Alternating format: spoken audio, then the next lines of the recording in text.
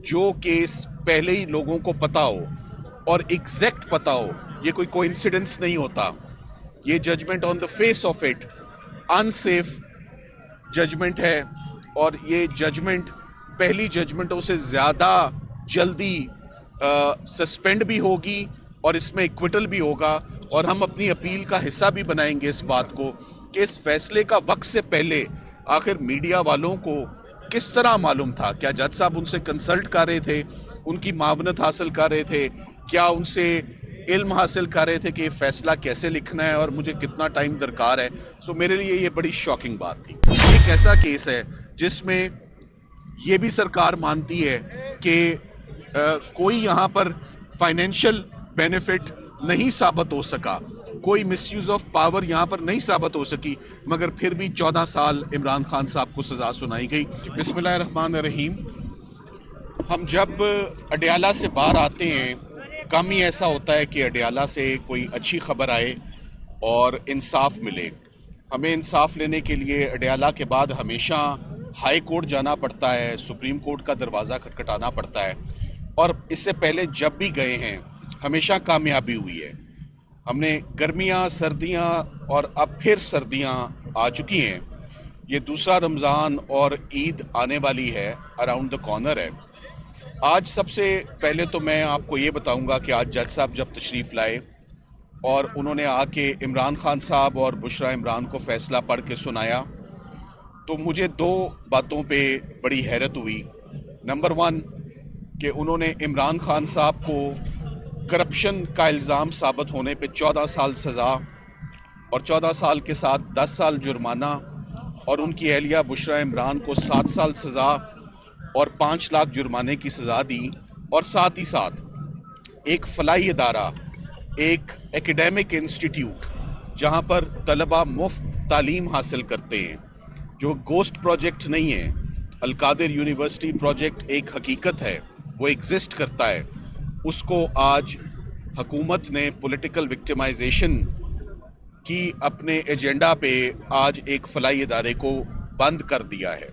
ये बहुत अफसोसनाक बात है, पर मैं बहुत पुरुमीद हूँ कि ये इदारा बंद नहीं होगा और इस्लामाबाद हाई कोर्ट का हम दरवाज़ा विदिन 72 आवर्स खटखटाएंगे और मंडे ट्यूसडे को ही समात मांगेंगे कि ये अल-कादिर यूनिवर्सिटी, जो कि एक एजुकेशनल यूनिवर्सिटी है जहाँ पर तलबा पढ़ रहे हैं, ऐसा नहीं होना चाहिए। मैंने इससे पहले मीडिया पर अल-कादिर यूनिवर्सिटी के ऊपर सिर्फ एक दफ़ा गुफ्तगू की, मगर आज मैं कुछ बातें करना चाहता हूँ। सबसे पहले तो मैं ये कहूँगा कि मुझे इस बात की बड़ी हैरत हुई कि केस को कंक्लूड हुए हुए तकरीबन 1 माह हो गया। आप सब लोग जानते हैं 1 माह कंक्लूड होने के बाद जज साहब को केस कंक्लूड करने की तो बहुत जल्दी थी, हमें कोई तारीख नहीं मिलती थी। हमने शाम देर तक भी काम किया ताकि ये केस कंक्लूड हो, मगर उसके बाद जज साहब ने 1 तारीख, 2 तारीख, 3 तारीखें ऐसी गुजरी जिस पर फैसला नहीं सुनाया। हमने अपने बचपन से देखा भी है, सुना भी है, मैट्रिक में भी, FA में भी, BA में भी, कि जब कभी कोई एग्जामिनेशन पेपर लीक हो जाता है या उसकी इतला या इंफॉर्मेशन पहले ही फैल जाती है तो वो एग्ज़ाम कैंसिल हो जाता है, वो एग्ज़ाम पोस्टपोन हो जाता है। मुझे इस बात पे बड़ी तशवीश है कि ये फ़ैसला पिछले फ़ैसलों से ज़्यादा जो है वो अनफेयर डिसीजन है, जिसका इल्म वकला को नहीं था कि क्या फ़ैसला आएगा, कब आएगा। इमरान खान साहब और बुशरा इमरान को इसका इल्म नहीं था। इसका इल्म अगर था तो मीडिया वालों या कुछ एंकर्स को बड़ी एक्यूरेसी से उनको ये जजमेंट कब आएगी और कितनी सज़ा आएगी, इसका इल्म उनको पहले ही था। तो ये कोई उनकी पेशन गोई नहीं है, क्योंकि एक दफ़ा पेशन गोई हुई, दूसरी दफ़ा पेशन गोई हुई और तीसरी दफ़ा आज भी आने से पहले पेशन गोई हुई कि ये सज़ा क्या होगी। सो मेरी नज़र में जो केस पहले ही लोगों को पता हो और एग्जैक्ट पता हो, ये कोई कोइंसिडेंस नहीं होता। ये judgment on the face of it unsafe judgment है और ये जजमेंट पहली जजमेंटों से ज़्यादा जल्दी सस्पेंड भी होगी और इसमें इक्विटल भी होगा। और हम अपनी अपील का हिस्सा भी बनाएंगे इस बात को कि इस फैसले का वक्त से पहले आखिर मीडिया वालों को किस तरह मालूम था। क्या जज साहब उनसे कंसल्ट कर रहे थे, उनकी मावनत हासिल कर रहे थे, क्या उनसे इल्म हासिल कर रहे थे कि ये फैसला कैसे लिखना है और मुझे कितना टाइम दरकार है। सो मेरे लिए ये बड़ी शॉकिंग बात थी। अब मैं केस के कुछ मेरिट्स के ऊपर जो है वो आता हूँ। इस पूरे के पूरे केस में जो चीज़ मिसिंग है वो करप्शन है, वो मिसयूज ऑफ पावर है एंड अथॉरिटी है।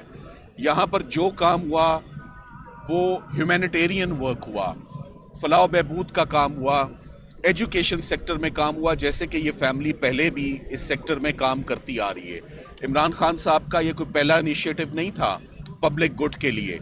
शौकत खानम कैंसर हॉस्पिटल एक हकीकत है जो आज एग्जिस्ट करती है और कितने लोग हैं जो उससे मुस्तफ़ीद होते हैं। और आज दिन तक कभी उस हॉस्पिटल पे, उसकी मैनेजमेंट पे और फाइनेंशियल अफेयर्स पर आज दिन तक कभी किसी ने उंगली नहीं उठाई, कभी कोई माली बेज़ाब्तगी सामने नहीं आई।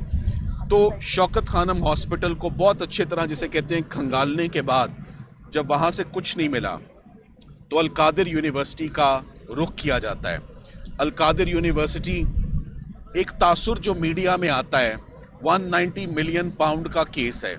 आज भी जज साहब जब आए तो उन्होंने पहला जुमला बोला कि मैं 190 मिलियन पाउंड के केस का फैसला सुनाने लगा हूँ। तो मुझे बड़ी हैरत हुई कि 190 मिलियन पाउंड का तो केस ही नहीं है, तो जज साहब का पहला जुमला ही गलत है, तो आगे फैसला क्या आएगा जब उन्होंने पहला जुमला ही गलत बोल दिया। सो इस पूरे केस में सबसे पहले तो बड़ा मुख्तसरन आपको मैं बताना चाहता हूँ, ज़्यादा टाइम नहीं लूँगा।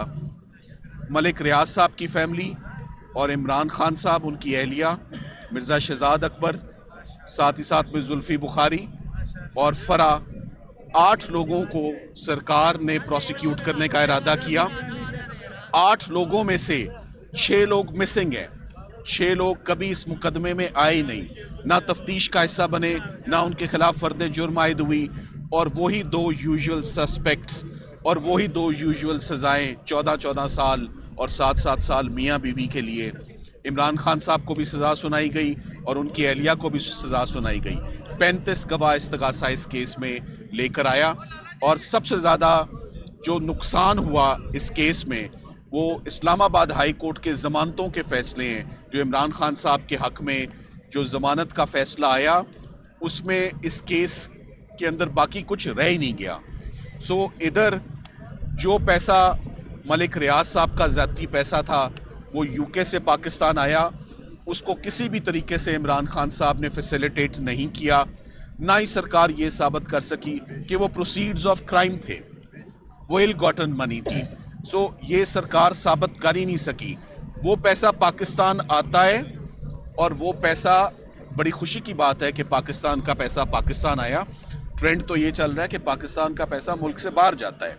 सो इधर पहली दफ़ा पाकिस्तान में एक पैसा आता है और आता भी कहाँ है, किसी के पर्सनल अकाउंट में नहीं आता, सुप्रीम कोर्ट रजिस्ट्रार साहब के बैंक अकाउंट में आता है और सुप्रीम कोर्ट के बैंक अकाउंट में ये पैसा 4 साल तक मौजूद रहता है, पूरे का पूरा पैसा। उसमें 1 रुपया भी कम नहीं होता, बल्कि उस पर मुनाफा लगता है और वो पैसे पहले से भी ज़्यादा हो जाते हैं। अल कादिर यूनिवर्सिटी ट्रस्ट कोई गोस्ट प्रोजेक्ट नहीं है, वो हकीकत है, वो एग्जिस्ट करता है। वहाँ पर गवर्नमेंट कॉलेज लाहौर जैसी प्रेस्टीजियस यूनिवर्सिटी के साथ वो एफिलिएटेड है। वहाँ लम्स के प्रेस्टीजियस इदारे के जो प्रोफेसर्स हैं वो लेक्चर्स देते हैं। वहाँ पर 150 से ऊपर तलबा ऑन कैंपस रहते हैं, फ्री ऑफ कॉस्ट एजुकेशन है। मगर अफसोस की बात ये है, चले साइफ़र, इद्दत निकाह, तोशा खाना, ये और मामलात थे। मुझे हैरत हुई कि ये एक सोशल वर्क जो है, एक्ट ऑफ फिलंथ्रॉपी है, उसके ऊपर जो अवाम की फलाह बहबूद के लिए या उनकी बेहतरी के लिए जो सोशल वर्क हो रहा होता है वो बंद नहीं होना चाहिए, या पॉलिटिकल विक्टिमाइजेशन का हिस्सा हरगिज़ नहीं होना चाहिए। मैं आपको सिर्फ ये बता सकता हूँ कि सरकार इस बात का एतराफ़ करती है कि इमरान खान साहब ने 1 रुपया नहीं लिया, बुशरा इमरान के अकाउंट में 1 रुपया नहीं गया। सरकार इस बात का एतराफ़ करती है कि कोई पर्सनल बेनिफिट और गेन इनको नहीं हुआ। सरकार के अपने गवाहों का कहना है कि कोई यहाँ पर माली बेज़ाब्तगी नहीं है, कोई मिसअप्रोप्रिएशन नहीं है, कोई इल गॉटन फंड्स नहीं है। सो नैब के केसेस तो तभी चलते हैं और सज़ाएं तभी होती हैं जब ये साबित होता है कि आपने कोई इलीगल बेनिफिट लिया है, कोई इलीगल गेन लिया है, कोई माली फ़ायदा लिया है। ये एक ऐसा केस है जिसमें ये भी सरकार मानती है कि कोई यहाँ पर फाइनेंशियल बेनिफिट नहीं साबित हो सका, कोई मिसयूज़ ऑफ पावर यहाँ पर नहीं साबित हो सकी, मगर फिर भी 14 साल इमरान खान साहब को सज़ा सुनाई गई। बुशरा इमरान के लिए जज साहब ने कहा मैं रियायत बरतूंगा क्योंकि वो खातून है और चूंकि उनका रोल कम है। As an aider and abettor का रोल क्या हो सकता है? उन्होंने क्या नेशनल क्राइम एजेंसी NCA से मलिक रियाज साहब के पैसे रिलीज कराने में कोई किरदार अदा किया? क्या वो कैबिनेट का हिस्सा थी? क्या वो गवर्नमेंट का हिस्सा थी? वो एक सिंपल हाउस वाइफ है। मगर मेरा ख्याल है कि इमरान खान साहब की ना सिर्फ एहलिया, उनकी बहनें जो अलीमा आपा और उज़मा आपा, इनके ऊपर भी क्रिमिनल केसेस रजिस्टर हो चुके हैं, ये भी जेलों से होके आ चुके हैं। तो वो जो एक टिपिकल ट्रेंड है कि तमाम फैमिली मेम्बर्स को रोप इन किया जाएगा, सबको इन्वॉल्व किया जाएगा टू प्रेशराइज। अब मैं इसको अपनी गुफ्तगू को इख्तिताम करते हुए मैं आपको सिर्फ ये कहूँगा, सिर्फ 2 से 3 दिन में हम इस कन्विक्शन को इस्लामाबाद हाई कोर्ट में चैलेंज करेंगे। 14 साल, मुझे आते साथ ही किसी ने पूछा दोबारा 14 साल हो गई है, आपका क्या इस पे रद्द अमल है? मैंने खान साहब को जब सज़ा होते देखी है, मैंने उनको मुस्कुराते और कहका मारते देखा है हमेशा। मैंने उनको कभी परेशान नहीं देखा सज़ा होते हुए, और वो अपने वकला को भी, अपनी लीगल टीम को भी, उनको भरपूर कॉन्फिडेंस है।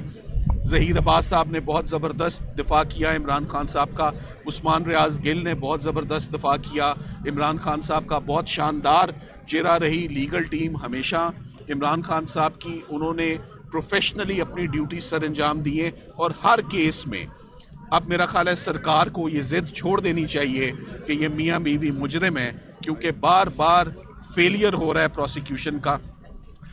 मगर अब तमाम ऑप्शंस वैसे ही ख़त्म हो चुकी हैं, तमाम क्रिमिनल केसेस वैसे ही ख़त्म हो चुके हैं एक एक करके। जो साइफ़र का हाल हुआ, जो इद्दत निकाह का हाल हुआ, जो तोशाखाना 1 का हुआ, अब तोशाखाना 2 उसकी एक फ़ोटोकॉपी है, और ये आखिरी केस अल कादिर बच गया।